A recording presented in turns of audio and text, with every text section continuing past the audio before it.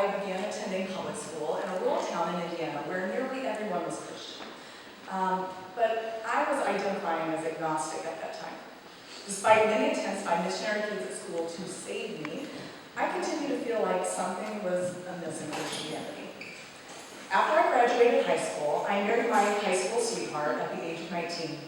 He joined the Army, and we moved from Indiana to Fort Sill, Oklahoma, the buckle of America's Bible Belt. The military life was stressful for the both of us. He had long hours, and I was stuck in a new, hot, barren place feeling pretty isolated. He did a tour of Afghanistan and Iraq, and it strained our marriage deeply. It sealed the deal on our shaky relationship, and our divorce soon followed.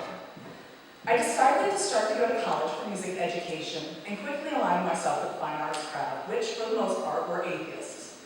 During college, I became a member of student government, speech team, a co-ed fraternity, led several small ensembles, worked part-time as assistant secretary in the music department, and honed in my musical skills while maintaining a 4.0 GPA. I like to keep myself busy. So, when I was asked to start student teaching at a marching band, as a local marching band, of course I said yes. While teaching this marching band, one of my students, a senior in high school named Justin, was very talkative and was very excited about the Bible, and pretty surprisingly, the Torah too. He just would not stop talking. As a teacher, within minutes, I thought this kid was going to drive me nuts for the rest of my life. So during breaks, he would gather other band kids around the director's computer and show them videos of Itchy and Kuduzzi from Chabad. Despite his constant chatter, I found out that this kid had amazing musical skill, and we also shared the same taste in rock bands. So we got to talking, and I discovered he was pretty cool, and he had a lot of insight about religion. Justin came from a Southern Baptist family, had been involved in missionary work, but by his junior year in high school, discovered Judaism through a local house movement that aligned themselves with Messianic Judaism. The roots of this movement started in 1987, where a Christian pastor in the area attempted to understand the doctrinal discrepancies in Christianity. He started to look to Judaic sources, and thus his church began to start to practice and observe Shabbos and other Jewish concepts. Eventually, the members of this church started to split off. Some congregants totally rejecting Judaism, and others starting their own house churches, and the original church closed. The pastor continued his own journey to Yiddishkeit, and his name, which may be familiar to some of you today, is L'chaim L'chaim Yaakov Ephraim. Fast forward to the 2000s, still in Oklahoma, the former congregants of this movement were still teaching Jewish concepts, even giving lessons in Hebrew, and practicing Messianic Judaism. Justin found these people and started to learn everything he could about Judaism. So, after the marching band season was finished, I stayed in touch with Justin via instant messenger and suggested he get a scholarship at my local college for the same program I was in. The next fall, my junior year in college, he started attending as a freshman. In concert band, I was section leader of my applied instrument, the euphonium, and he was second chair. So, we sat next to each other.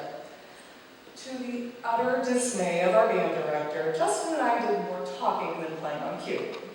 I'd ask him theological questions about Christianity versus Judaism, and he'd give me some of his insights. Eventually, I started to attend some of the local house church meetings. He attended to get more answers. The house church had art scroll Chumash to study out of, yet there were always arguments about what them rabbis say versus what the written Torah says, and so forth.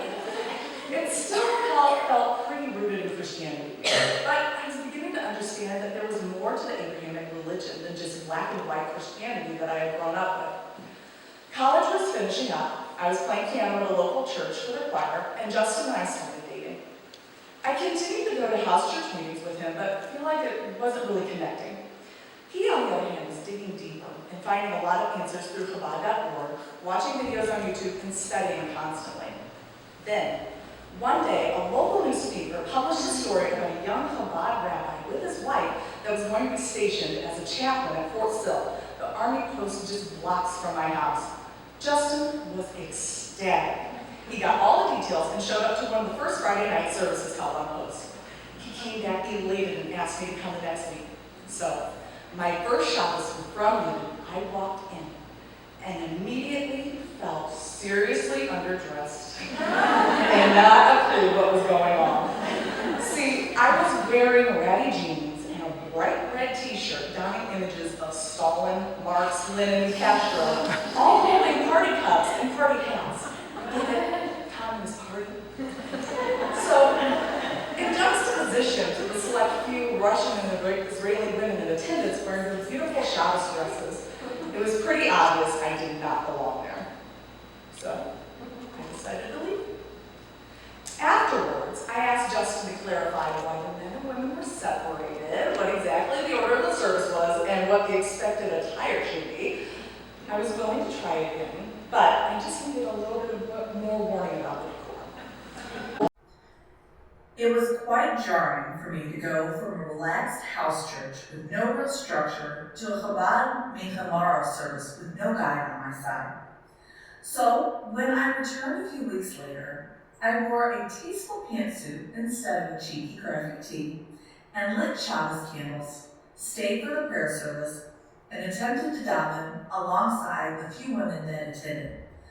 The bulk of attendees were male Jewish basic training recruits and their battle buddies from their platoon. At the end of the service, we all sat down to eat kiddush, and oh my word, it was delicious. That's when I knew I'd be coming back.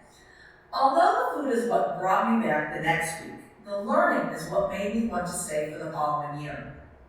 We approached the rabbi and told him up front that we were not Jewish, but interested in learning as much as we could about Judaism.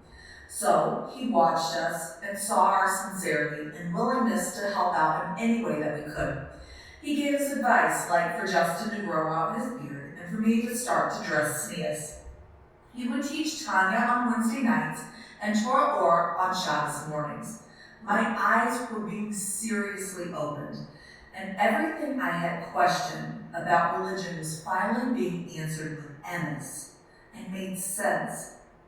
I never experienced a religion that recognized holiness in even the smallest things, a religion that identified God's wonders accurately millennia before science. I was greatly touched by the fact that there were so many ways to thank God for even mundane acts, like using the restroom. It was so beautiful to know that there was a proper and clear way to thank God for everything, and that there was a people who not only knew it, but practiced it daily at all moments. The prayers guided me to appreciate and acknowledge the gifts that Hashem gives us at every moment. Tanya gave me a guide to strengthen and refine my character, and Torah Or blew my mind and cemented my belief.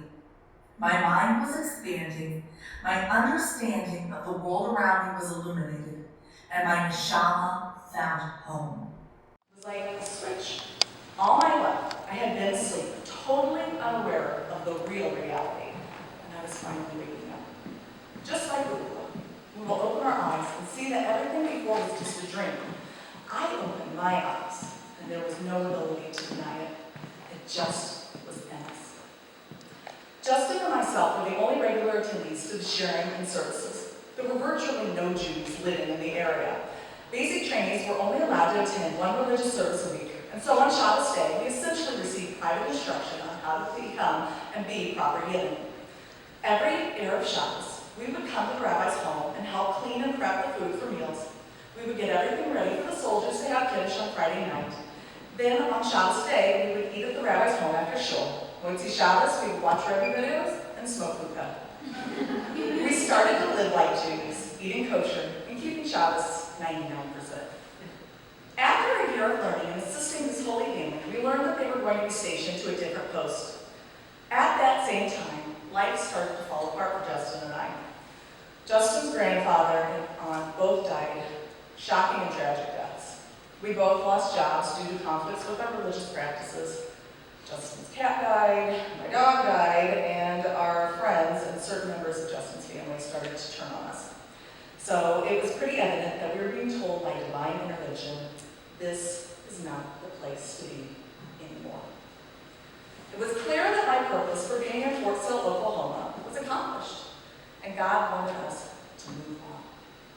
The rabbi gave us the advice to move to Crown Heights. Justin was told to go to Hadar Torah, and I was told to go to Mecham.